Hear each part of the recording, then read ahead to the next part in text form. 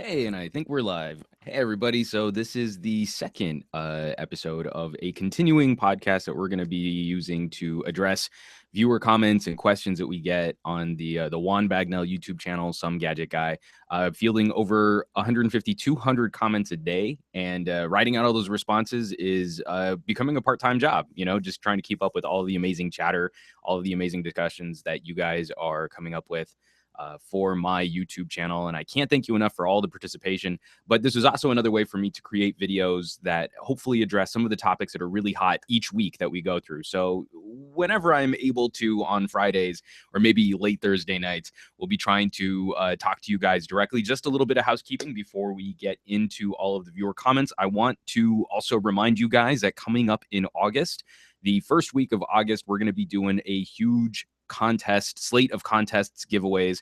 It's my birthday in August because amazing people tend to be born in the month of August, us Leos. And I've got some great hookups from some of the relationships that we've got from working with companies like LG and AT&T. Speaking of, LG is hooking us up with an LG G3 and a whole series of the VR eyepieces. This is a really nice high quality plastic version of Google Cardboard specifically for the G3. So if you already have a G3, I'm going to be giving away a bunch of these. And if you don't have a G3, I've got one sealed up in the box, ready to go, paired up with one of these. So that's going to be really exciting. And my good friends at AT&T are showing HTC a little love. They're hooking us up with an HTC One M9. Again, all sealed up, ready to go in the box. So we'll be giving away both of those, along with a whole slate of other things. We're going to be doing flash giveaways on Twitter and Instagram.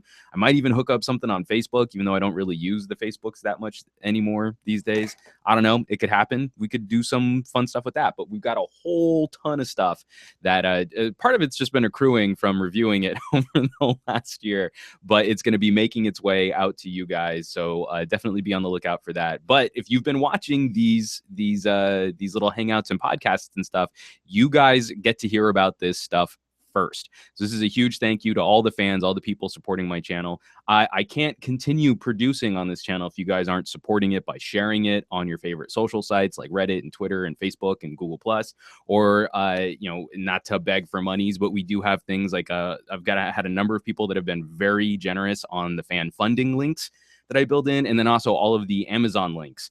So each of the products that I review, you can click on the Amazon link to go directly to shop on Amazon.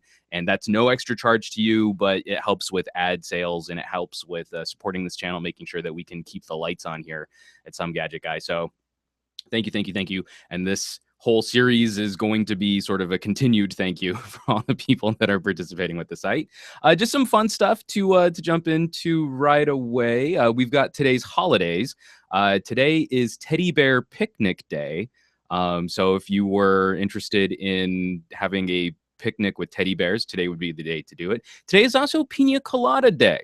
Not particularly one of my favorite drinks. I'm more of a bourbon or scotch guy. I might celebrate Pina Colada Day by drinking myself an old fashioned. So that's another thing that you can look forward to if you're of legal drinking age. I know a number of people who watch my channel are probably underage. So, just hold off, give it some time. You don't have to go running to brain killing barbiturates just yet. And then lastly, today is also Don't Step on a Bee Day. And it's one of those things. It's kind of like Valentine's Day for me. I just feel like Don't Step on a Bee Day has become so commercialized. Really, Don't Step on a Bee Day should be observed every day. It should be celebrated every day. Every day should be a day to not step on a bee. So while I am appreciative of Don't Step on a Bee Day, bringing attention to that, to this cause, let's just practice that all the time. Bees are amazing little creatures, and you should not step on them.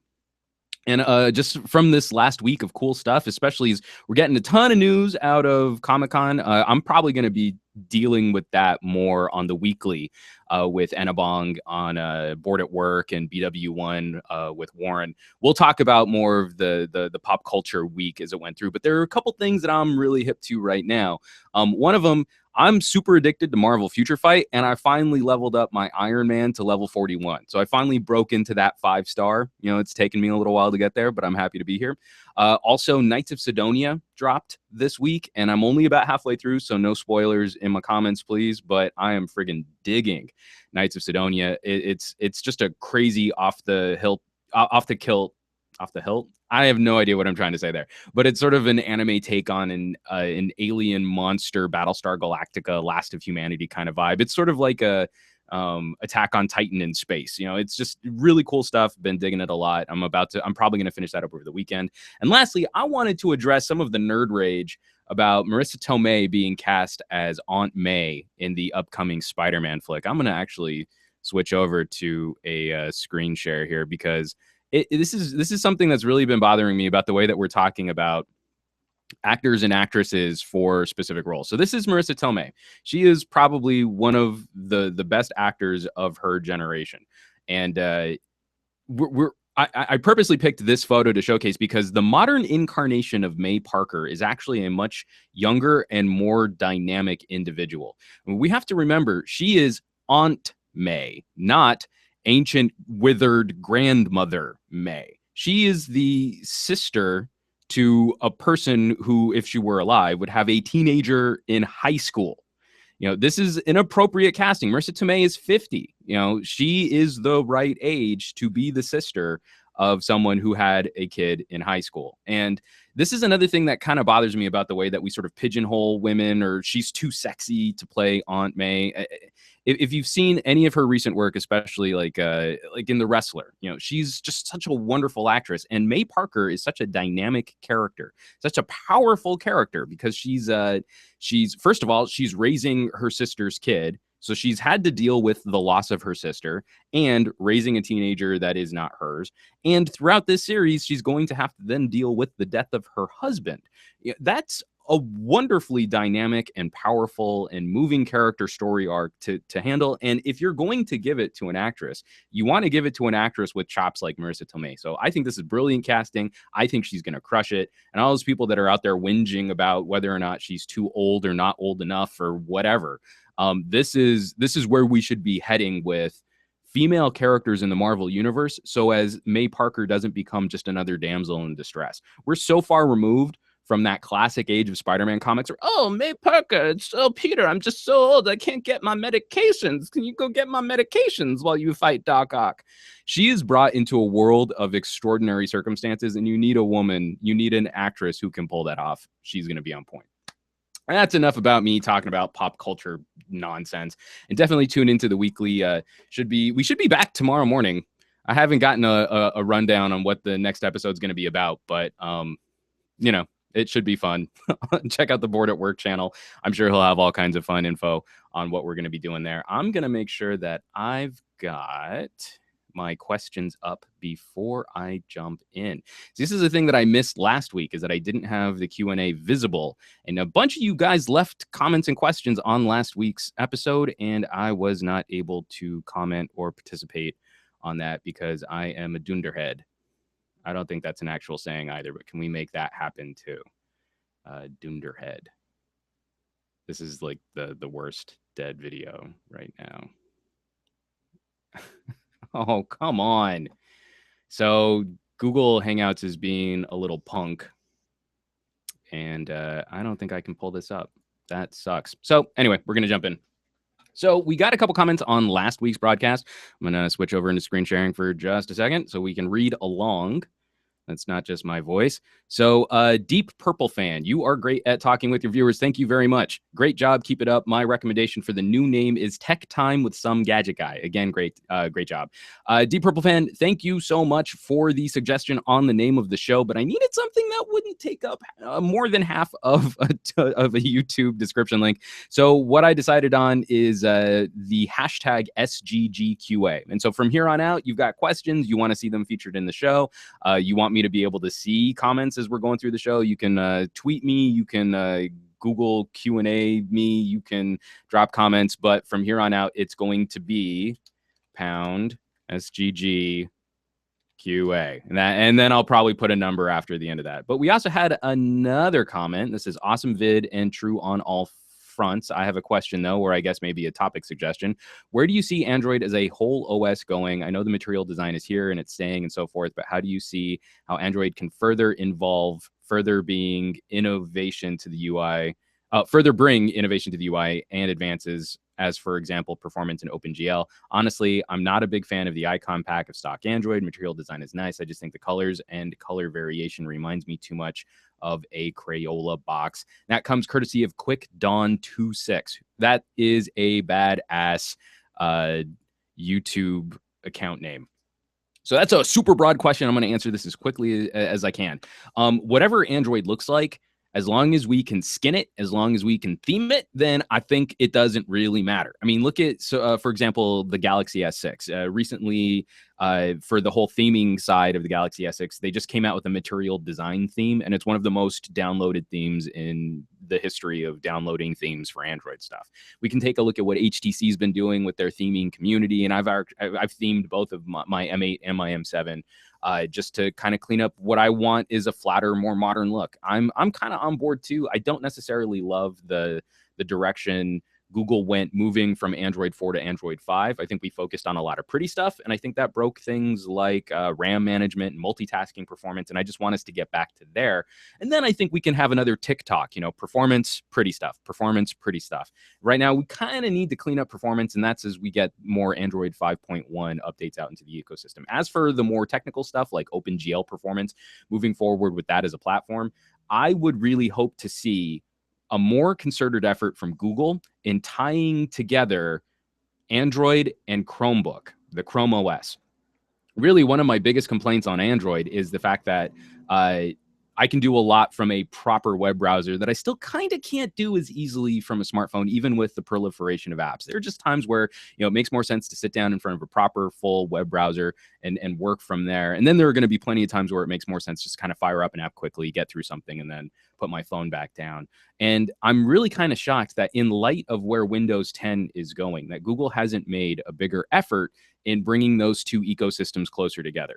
They're starting to play with like dipping their toe in the water on introducing Android apps into the Chrome OS ecosystem. And Chromebooks run fine on hardware that's really more tablet-y and smartphone-y. So I don't understand why we're keeping these as separate as they are. I really hope that over the next 2 generations of Android and 2 generations of whatever Chrome OS does, that we start to see those kind of fully integrate, those Venn diagrams overlap more and more and more until they become kind of the same product. That's where I think Android and iOS are probably most vulnerable.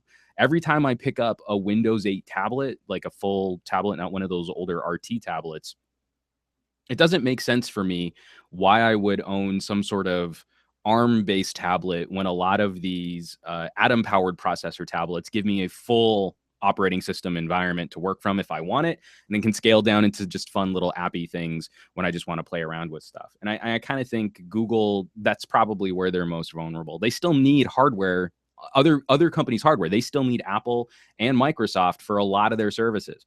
So not having a good solution of their own, I think, leaves them in sort of a vulnerable position. But it's enough talking out what our questions were from last week. This week, I actually caught a lot of traffic. I did a camera review, not a camera review. I did a camera comparison where I compared the performance of smartphones, specifically the LG G4, against mirrorless and DSLR cameras. And when I first put the video out, it kind of got some traffic and then it quickly died. But for some reason this week, the traffic just came shooting back to that video.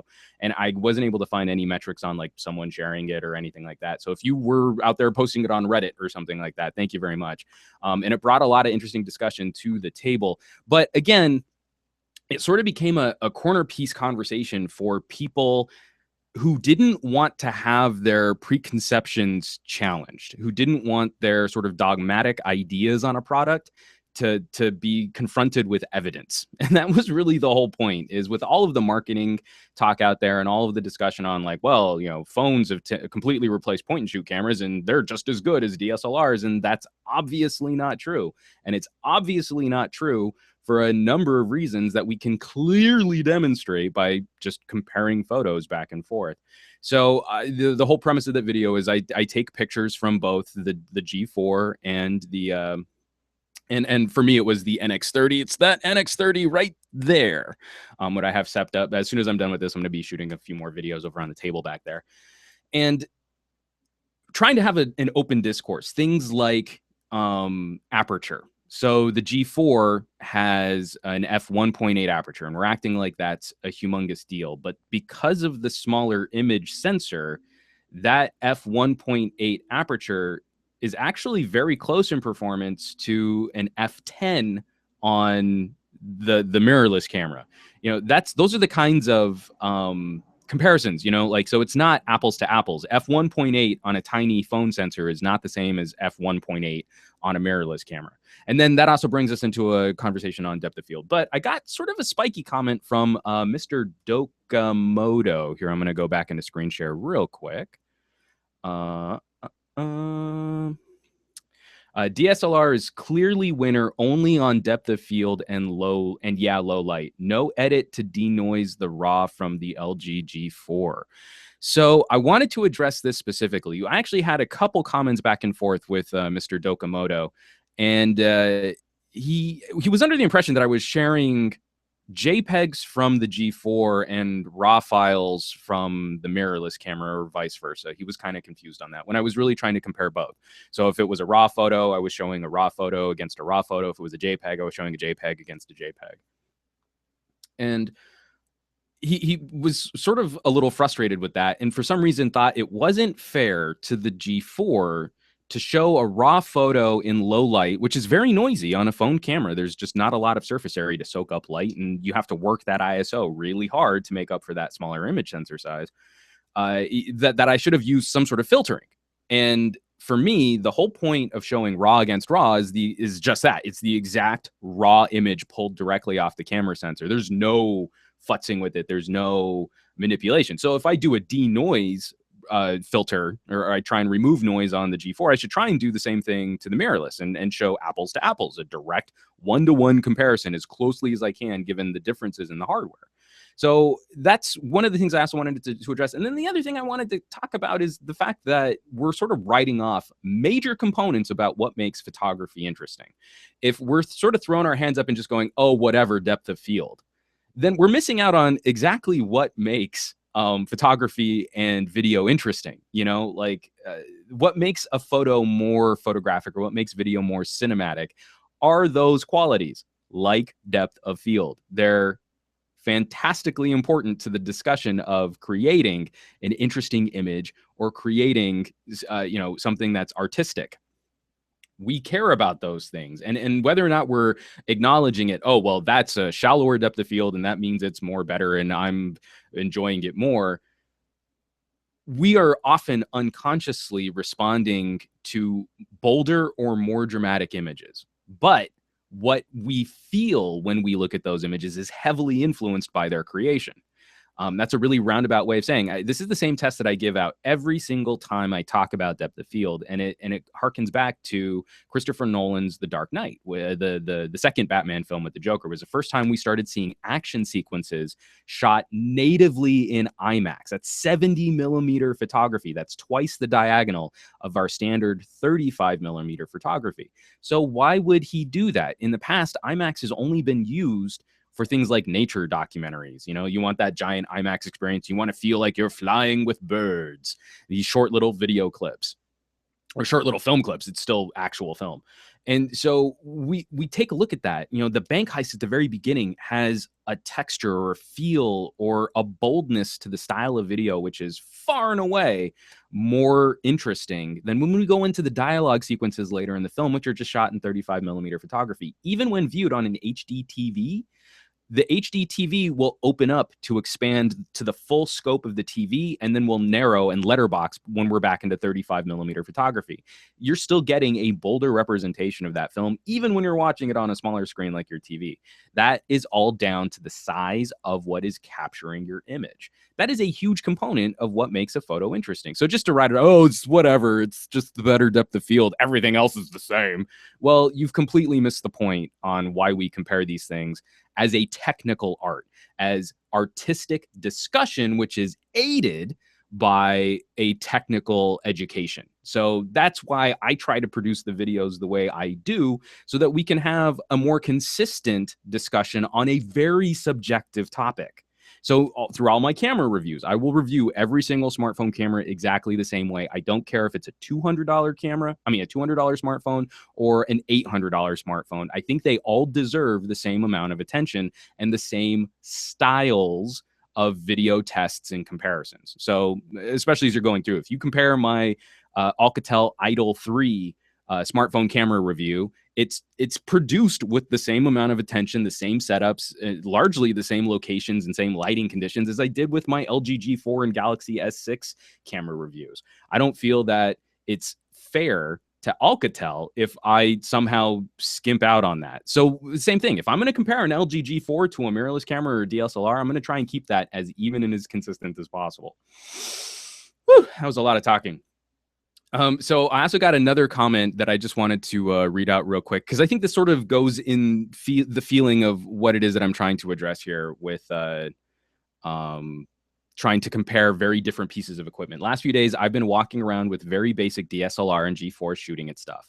DSLR is much faster and much everything, but not much more fun than the G4. I don't shoot on auto, only if a must on G4. I hope new phones will come with app like LG's camera. And I think a lot of people, as we move into this generation with the Galaxy S6 and with the LG G4, and if you were previously a Nokia fan shooting on the Lumia devices like the 1020, the 1520, and the 930, that's a sentiment that I hope we're all that we would all agree with, is that the advancements that we've seen to smartphone cameras have made them tremendously fun to shoot with. You can look at the technical differences between a larger format camera, an APS-C DSLR, 35 millimeter full frame DSLR, even a medium format camera. And there are little things that actually make smartphone photography a lot of fun. First of all, just the viewfinders. You look at the screen on a Canon camera and it's really like 640 by 480 dimly lit LCD, or you're looking through the eyepiece. And then you move over to something like the Lumia 1520, which is a 6-inch high brightness mode 1080p LCD. And like, this is a much better representation of what it is that I'm trying to capture with this camera. It can actually be a lot of fun. We can talk about those differences and where smartphones have not only surpassed traditional point and shoot cameras, but where they're also starting to hone in on the turf of DSLR. Some of those ergonomics, it kind of makes sense, where if you're trying to compose an interesting scene, having a big, bright, beautiful, high-resolution view screen to do it from is tremendously helpful. So, those are the sort of pros and cons. Whether or not I'm being fair to the G4 by not helping the G4 in extra editing, I think we can all admit, though, that moving forward, that's really more what we want to see, the improvements that we want to see, especially if our phones are going to completely eclipse standalone cameras. I mean, really, as it kind of happens, the only major reason why I would see getting a point and shoot camera these days is to have a mechanical zoom, a really long mechanical zoom. And then you kind of end up with a bulky camera anyway. I got really cranky about the new Canon point and shoot the G3X that just came out. It's $1,000 camera, and the only thing that it does better than any other camera is have a super long zoom. And that's a heady trade-off when you start comparing it against $400 and $500 mirrorless cameras that have much better image sensors. So that's where I think we all would hope we see smartphone cameras start improving and start having better software to utilize those that hardware, better camera apps, so that we can get to photography style features even that much faster. I got a quick question on a speaker test. I do a whole series of comprehensive speaker tests, and I only do one phone at a time. I won't do comparisons because there are just so many devices out there, but I do all of my speaker tests the same way. So if you pull up a speaker test and then want to compare it against anything else, if you want to compare it against a laptop, you want to compare it against a Bluetooth speaker, you can set them up. But I got a question from Jeffrin, and this was on the G2 of all phones. Is the LG G2 loud enough to alert you of an incoming call in a crowded place? And Jeffrin, I don't believe any smartphone on its own is really loud enough to completely eclipse a louder space. So say you're in a really, like you're in kind of a club or a bar or something, there's a lot of noise going on around you. That's actually an area where I've come to depend on vibration from two sources to make sure that I'm still being notified to alerts. One, are smartwatches.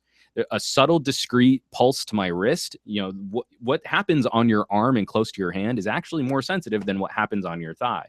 But then also just making sure that I'm keeping vibration on my smartphone means that I'm far more likely to catch that notification based on feel not necessarily based on speakers. Even with phones like HTC, those front-facing stereo speakers are pretty loud. The Galaxy S6 Active has a stonking loud rear speaker, but I kind of feel like they're in a pocket. They're up against my thigh. Maybe the speaker's being partially blocked. I'm probably not going to hear that alert. So this week, I'm going to take a quick sip of water. So this week, I finally released my review on the Alcatel Idol 3. And I got a ton of questions and comments regarding that. I've been a huge proponent of entry-level phones. I think that's one of the most interesting discussions happening in the smartphone landscape today. And it's one of those things where how fast cheap phones are improving, it's making them almost more interesting to talk about than flagship phones. So I kind of feel from year to year, flagship phones, the improvements are getting smaller and smaller and finer and finer. They're still improving. It's not that they're not improving. It's just that we're not seeing those huge leaps. Back when we were going from like an iPhone 3G to a 3GS, the performance, it was a tangible and noticeable improvement. Now it's, we're compensating for things like, well, we want that higher resolution screen. So we spend a generation with phones that perform a little jankier because the processors haven't caught up. Then the processors catch up. So now we're kind of back to the performance we had with 1080p screens. But was there that big a jump in resolution when you're holding phones out, at arm's length? And so I get a little cranky about stuff like that. But we start looking at phones in the $200 to $300 price point, and where we were 2 or 3 years ago with a $200 phone was a completely miserable experience. And now we're getting Android and Windows phones that are competing much, much better. So let me throw screen share back on. I'm probably going to break this at some point, flipping back and forth. So many phones, so little money, LOL, lowercase LOL. So it probably wasn't a very loud laugh out loud. I honestly have been debating about getting a flagship because of the cameras, but I'm also looking at this phone, the Zenfone 2 640 XL, but I'm waiting for the OnePlus 2 since it looks really promising before I buy a new phone. First world problems, LOL again. Della Grim, I think that's actually a pretty smart strategy. Tech moves very, very quickly. And every time you buy something, the day after you buy it, something better is going to come out. So you kind of have to focus in, really look at the features and the specs that are going to be most important to you before making that jump on a purchasing decision. It's also why I get a little spiky about just sort of open-ended questions. Should I buy this phone or this phone? And I tend to not answer those questions directly because I don't honestly know for you guys what is going to be the most important set of features to focus on. So I become more of a resource. If you have a specific question like, hey, what do you think about the camera performance on this versus the camera performance on that? Then I feel a lot more comfortable in giving you guys information that can then hopefully lead to you making a more informed purchasing decision. But, we've got a slate of really interesting devices coming out. The Zenfone 2, I'm going to try and get my hands on one of those soon. It's taken me a little bit longer to get through all of the cheaper phones. Next up, I'm going to be reviewing I've got it right here. This is the LG G Stylo. And so it's another sort of close to phablet-y size. It feels a lot like the original Optimus G Pro in the hand, but it also has a handy little stylus that pops out at the top of the phone. So I'm going to be stoked to play with that. But playing with these phones, and I've got I don't think it's over here anymore, but I've got the Idol 3 and the Lumia 640 XL. Sub $300, we're finding some really interesting solutions, and they're brand new devices, which is actually the comment that came up next from Joseph, who commented on the Idol 3 review. Z2 is a lot better, even according to benchmarks. So this is always going to be a huge debate. This is where I was super cranky about mid-range phones 2 years ago, when you would spend $400 on a Galaxy Mini versus buying last year's Galaxy S. I didn't feel that they were good purchasing solutions at around that sometimes even $500 price point. Like the flagship phone would be a $600 phone, and then the Mini would be $100 less for specs that were worse than last year's flagship phone.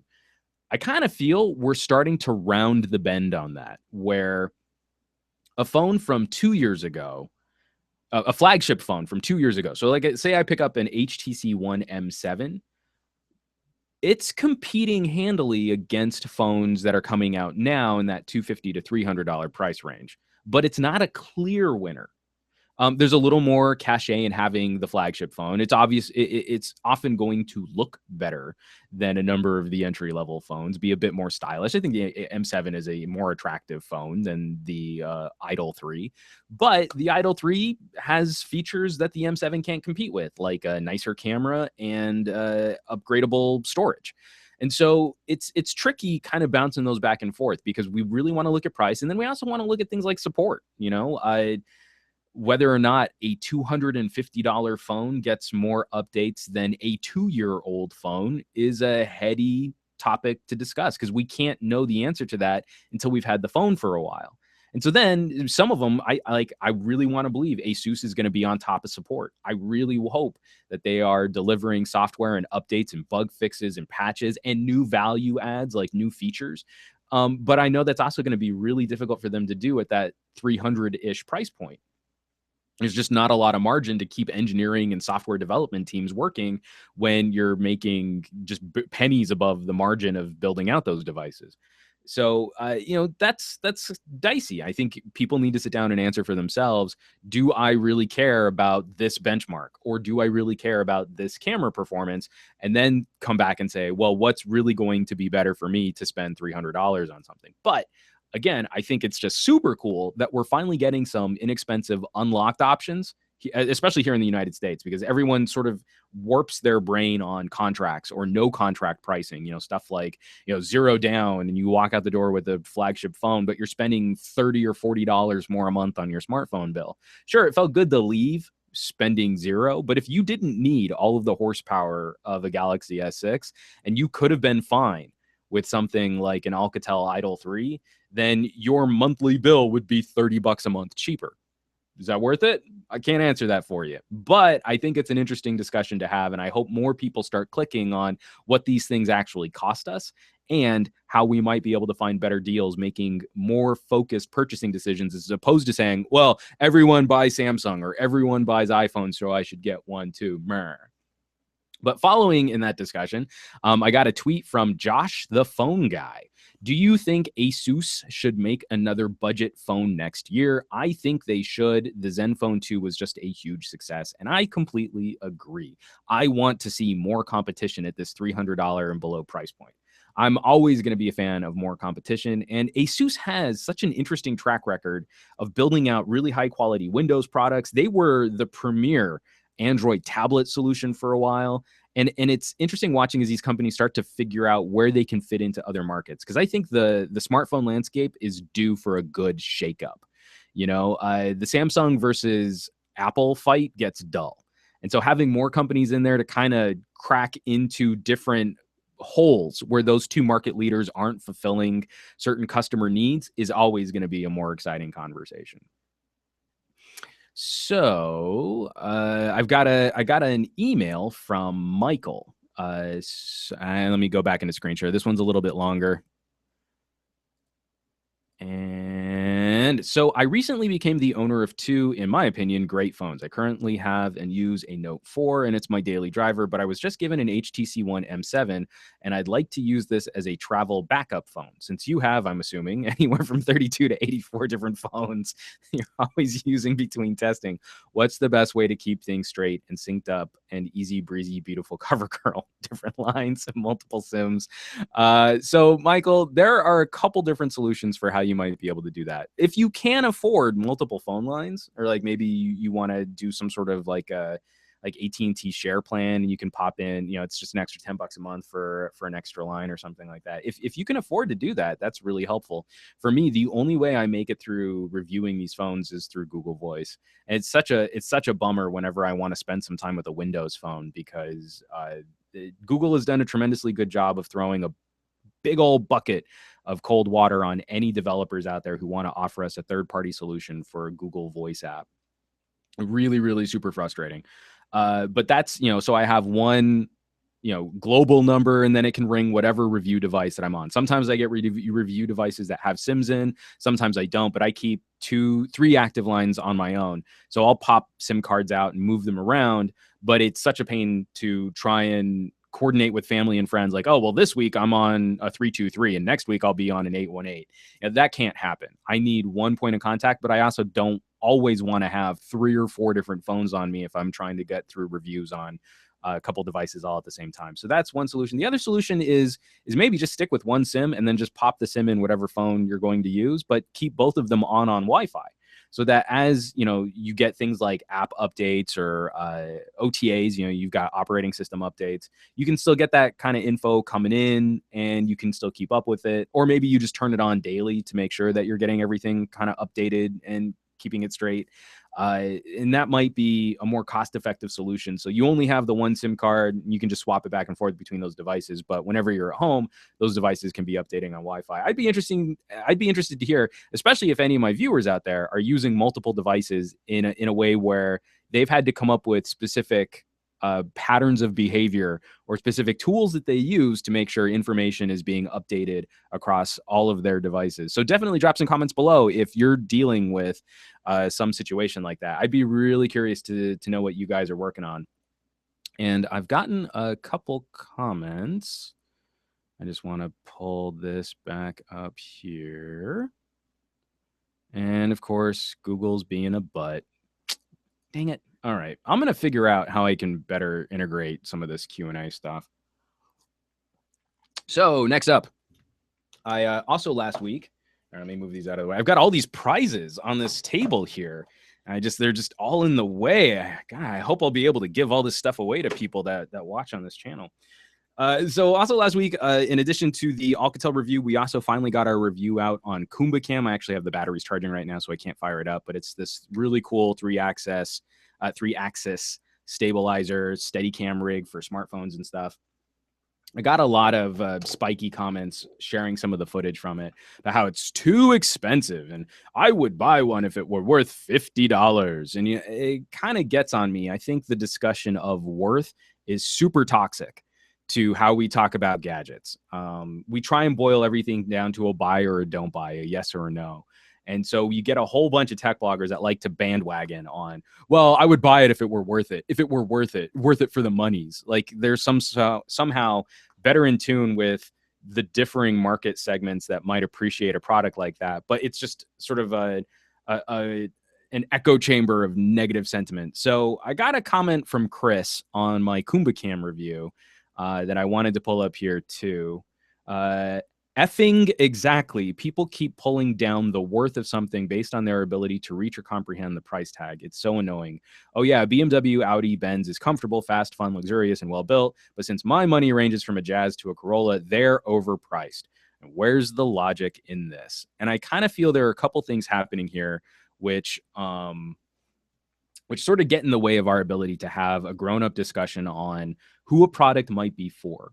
The first of that is we have a very warped sensibility, especially here in the United States, a very warped sensibility about how much these things actually cost. So the KumbaCam is a $300 Steadicam stabilizer. It is an extremely sophisticated piece of equipment to almost completely eliminate any camera shake on your smartphone. It's very well built. I mean, it's metal construction. It's very solid. Definitely check out the review because it's capable of some astounding footage. But we start talking about a $300 price point and people are going to start comparing that against what they actually spent upfront for their phones. Like, well, I spent $200 on my phone. Why would I buy a $300 selfie stick? Well, your phone didn't cost $200. You paid upfront. You paid a $200 down payment, and then you added to that. And then secondly, along with that, kind of goes hand in hand, is the notion that we all want or think we deserve the best of things, but then we don't really utilize a lot of these things to their fullest potential. I'm not expecting all of the people who own a Galaxy S6 to be making full use of things like 60 frame per second video frame rates or UHD resolution or super fast burst rates with 16 megapixel stills. There might be people who only fire up their Galaxy S6 and then use it to take a couple selfies, and that's the only camera they'll ever use on that device.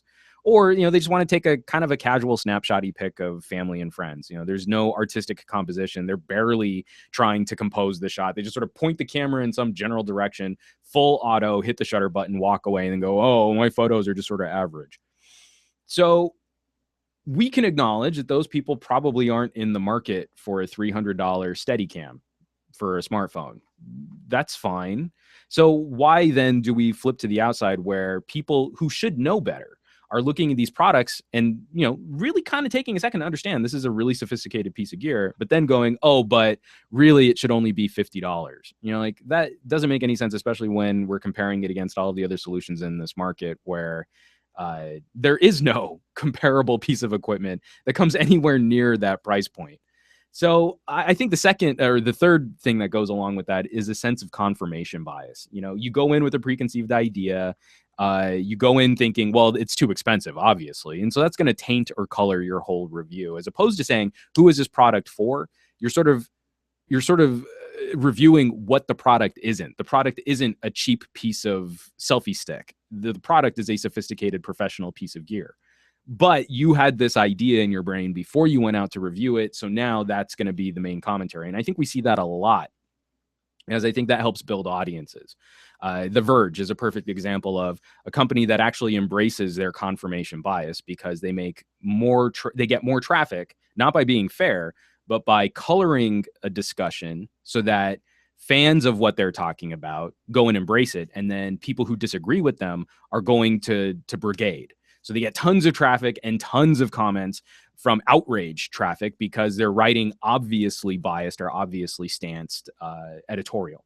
So that also filters back into the community. You are more like, we're all guilty of this. I'm guilty of this. You are more likely to continue engaging with people who share your point of view. You're less often going to to go out of your way to try and find people that challenge your notions of what's going on. And so all of this all wrapped up together, that's kind of where I think we end up with these sort of hack job reviews. Same thing with cameras. Like I've seen a lot of LG G4 versus Galaxy S6 camera comparisons where, or actually I've even found a few of these where it's a review of the LG G4 camera, but the reviewer will spend at least half of the time talking about the Galaxy S6 camera. That's not a review. That's a comparison. A review would be taking the G4, the G4's camera, and just discussing the merits of that camera with maybe the occasional example, a small piece of example, like, this is something that the G4 camera didn't do very well. So, and here's an example of what it could look like from another phone. But you don't spend half of your time talking about different products in a review of one product. If you can't figure out how to review something on its own merits and sticking to that one thing, then you're not a very good reviewer. And that's fine. Maybe just stick to comparisons, as a lot of people find those interesting too. But that's another major problem. And I'll probably have to save that for a whole other editorial. But it's again, it really bothers me when you review what a product isn't. This phone isn't my favorite phone, so it's getting a bad review. Right. Well, that's not reviewing the phone. That's just reinforcing why you like another phone. You don't actually have, the detailed information on the thing that you're telling me you're reviewing. You're just comparing it to something else.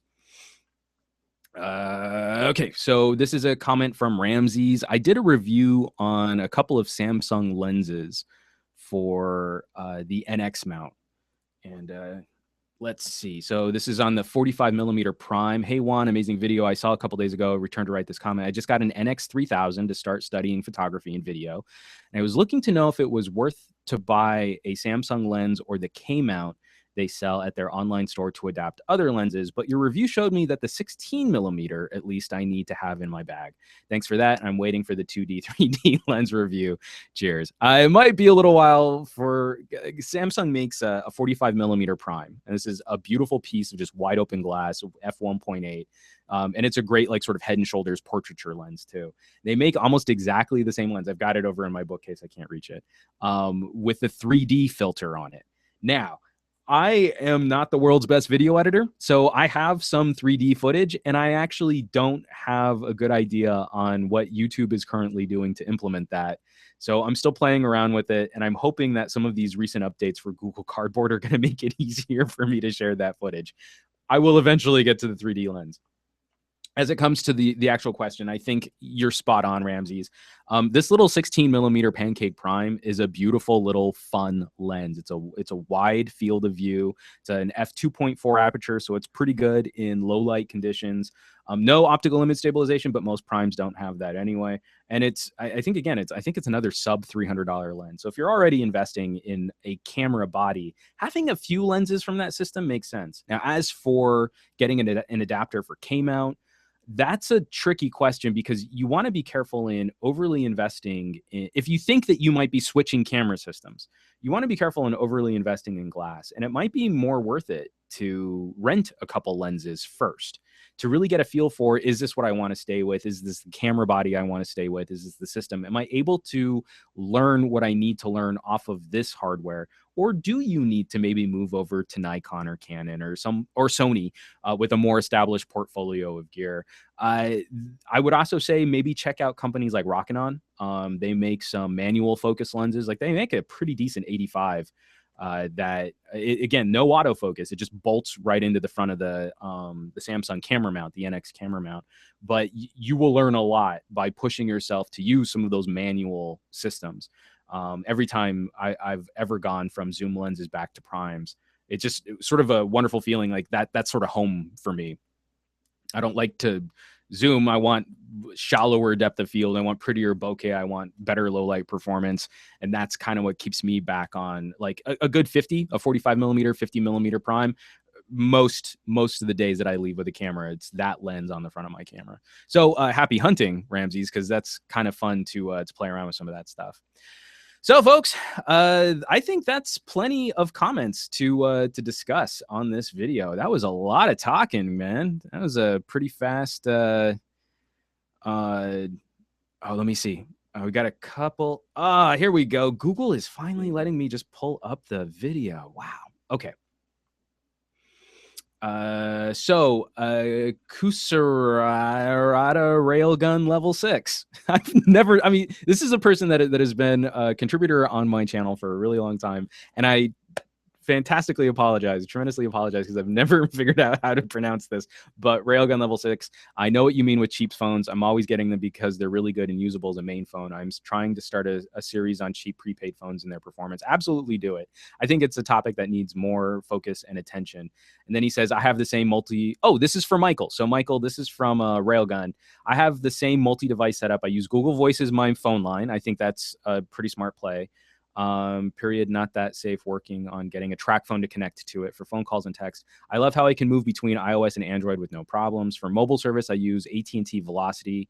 That connects with my iPod Touch and MacBook. It works for me. You run into problems when you hit low data rate, things get messed up. You run into problems when you hit low data, things get messed up and don't go very well, but I don't use voice calls that often anyway. So that might also be another solution too. And I think some of these other things like moving to a Project Phi or Project Phi, it's Wi-Fi, maybe it's Project Phi from Google, or some of the other MVNOs for a second line of service might be an interesting way to save a little cash there. So folks, that is the official end of SGGQA 02. Ooh. Definitely keep dropping me all those wonderful comments, questions. You guys are going to be getting, anyone who's watching this series is going to be getting the sneak peeks on what I've got coming down the pipe.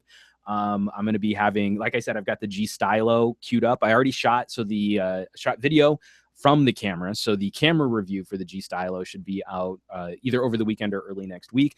And then I got to do a fun hangout with Trisha Hirschberger, who's now on The Escapist. So definitely check out Trisha Hirschberger on The Escapist. She's got some really fun shows coming up, but she was formerly on SourceFed.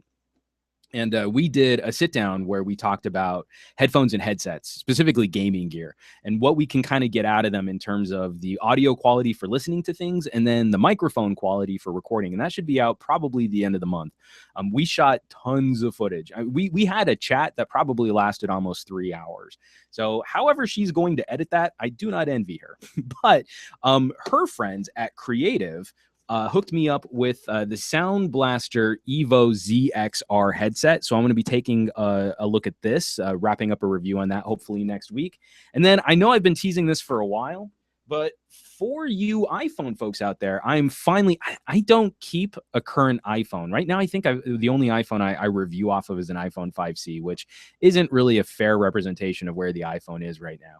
But Sennheiser is looking forward, and I'm looking forward to this clip mic digital. This plugs into the Lightning port. So for you iPhone folks out there who are looking to step up your audio quality, I'm going to be having a review on this. I'm going to be shooting this over the weekend. It should be out next week too. So, folks, definitely please keep supporting the channel. Like I said, using those Amazon links, hitting the fan funding if you want to participate that way, or just sharing. Sharing is probably the best thing that you can do to help me out, and suggestions for things that you would like to see on this channel as I start producing more videos and tutorials.